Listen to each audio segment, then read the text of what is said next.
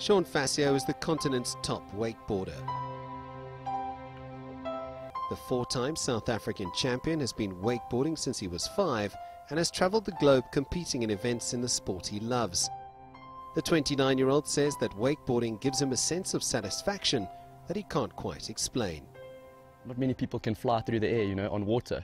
A majority of the people have never stood up on water. So for me, the adrenaline I get, it's just amazing. It just once you do it, you'll want to come back and do it more and more.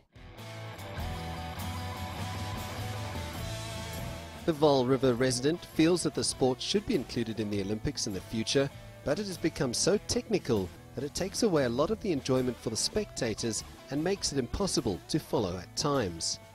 When I started wakeboarding, it was very simple. Guys were doing basically backflips on water and railies, so that's that Superman trick. So it was very spectacular to watch. Now, because it got so technical, you're doing the same trick but with a 540 in one. So you're doing that backflip with a 540 or 720. So for the viewer that's watching it, he's like, it's just so quick. It's like, what was that? And to do that sort of trick, it needs to be very controlled. So you can't go very high or into the flats. So you don't go as high. So it's not that spectacular anymore. Facio's mission is to rebuild wakeboarding in the country at a time when the sport is struggling to attract numbers, and he believes that it needs the buy-in from sponsors in order to develop new talent and make the water sport accessible to everyone. At the moment, wakeboarding is not where it should be. A lot of youngsters have stopped wakeboarding and they're not putting a lot of work into becoming the best wakeboarders. On the world circuit, the level is very, very high.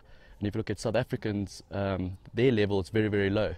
In 2001, we were actually world champion. Our team, South Africa, won the world championship, and now we're nowhere, So at the moment, the guys are not. The sport is actually in South Africa is dying, and we need to get it back to where it was.